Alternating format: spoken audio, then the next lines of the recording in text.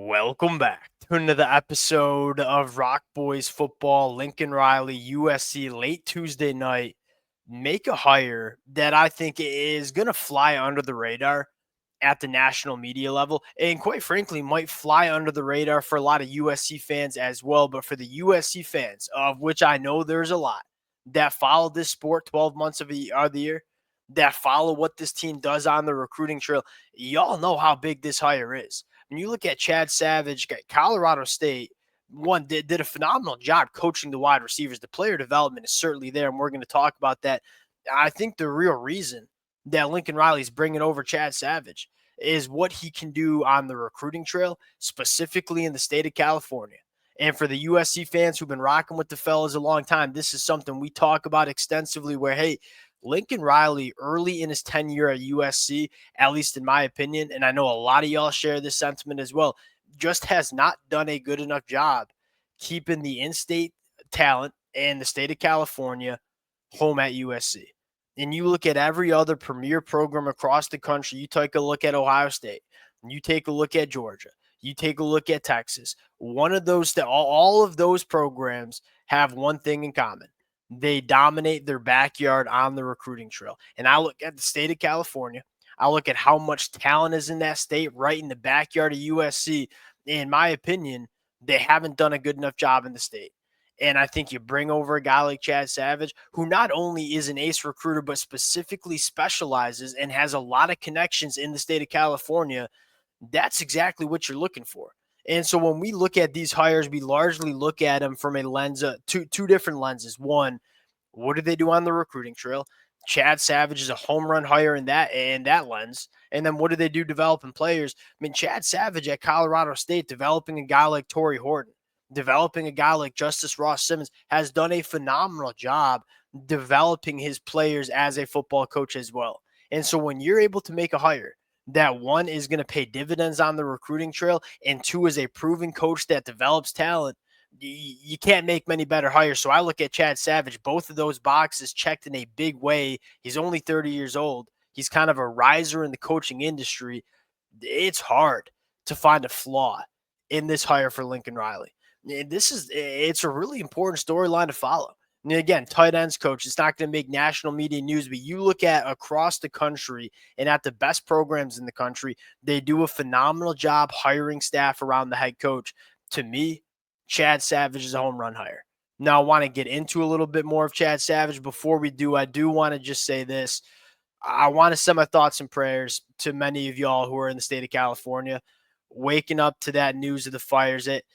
Y'all have been really good to the boys for a very long time, and hearts are with you. Thoughts and prayers that you guys are safe. Appreciate you guys rocking with it. Without further ado, let's get into Chad Savage. Now, I think when you look at Chad Savage, one of the things that stands out to me the most is this kid is just, I call him a kid because he's 30 years old.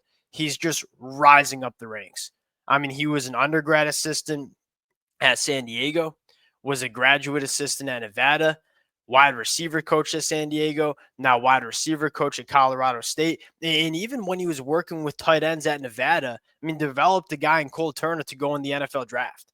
And so, one, you look at it's a short track record because he's a young head coach, but or not head coach, obviously young football coach.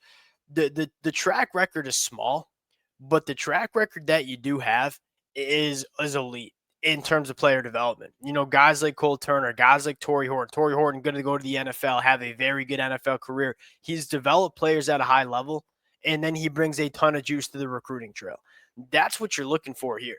And again, my personal take is that Lincoln Riley's tenure at USC is going to be determined in terms of how well he can recruit the state of California.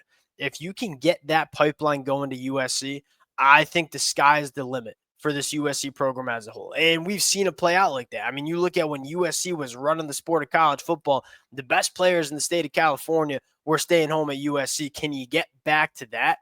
That's kind of the storyline. Chad Savage, to me, is going to help you get back to that in a big way. And you start looking at USC's coaching staff. I think Lincoln Riley didn't get the first coaching staff right. Obviously, with a guy like Alex Grinch, didn't work out. I look at Zach Hansen moving over to the offensive line. One, he was a very good offensive line coach at Tulsa. Two, he's been one of the best recruiters at USC at the tight end position. And then you look at Chad Savage taking over the tight ends. The recruiting chops, and we all know what Coach Eric Henderson has been doing on the defensive side of the football, along with Danton Ling and Doug Belk. I look at it and say you got really good football coaches that have track records of developing players at a very high level. And then secondly, you got a bunch of dogs on the recruiting trail. And that's what you need. You need those two boxes checked if you want to compete for national championships. And I think USC, with this new coaching staff that's coming together over the last 12, 24 months, I think it's a really good staff in both of those departments. Now, that's not the only storyline that we see going down for USC. I do want to talk about a few names that popped up for USC in the transfer portal. And I want to start with Janory Reed from Syracuse. I mean, this is a plug-and-play center that has started the last 2 seasons at Syracuse in the ACC. Very good in pass protection, really good at working to the second level in the run game. This is a very smart center.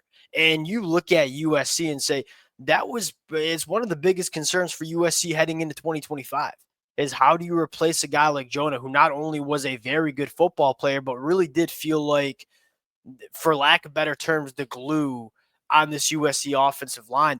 Janory Reed is a guy that can come in and kind of just be a plug and play guy. And you kind of just pick up right where Jonah left off.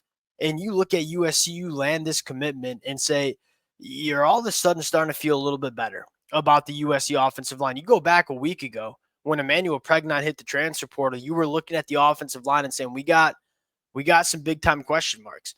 You're bringing DJ Wingfield, who I think potentially could start at right tackle, but certainly can start at guard. And then you bring in a guy like Janory Reed, who, buzzing through his film, I was very impressed with not only just how good of a football player he was, but how heady he was at the center spot. And you look at modern day defenses, delayed blitzes, stunts and games up front. You don't only need really good centers who can just win one-on-one in pass protection and get it going in the run game. You need centers who know what's going on. And Janory Reed, who would be going into his 3rd season starting at the Power 4 level, it's very clear that this kid has a big-time command of that center position. The next name I want to talk about, Bishop Fitzgerald from NC State. Thing that pops out to me about Bishop Fitzgerald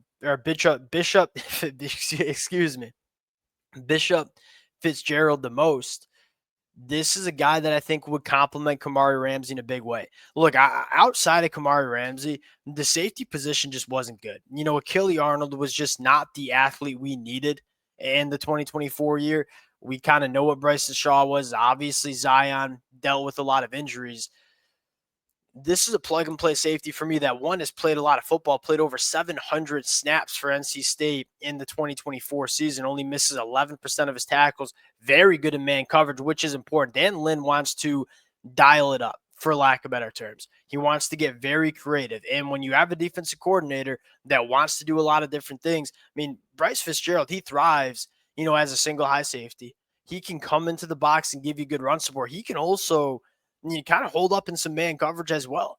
I mean, there's not really a thing Bryce Fitzgerald can't do. So when you have Kamari Ramsey coming back, if you potentially add a guy like Bryce Fitzgerald, you got 2 bona fide really good safeties. And when you have 2 really good safeties, the playbook gets real open for Dan Lynn in terms of what he can dial up on the defensive side of the football. USC, it was a slow start for USC in the portal.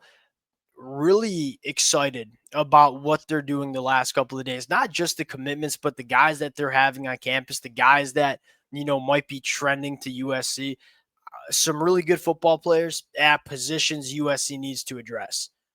Very good hire with Chad Savage. Some exciting things going on in the transfer portal. We'll wind it down there again. Appreciate you guys rocking with it. Thoughts and prayers to y'all out there in the state of California. And we'll talk to y'all later.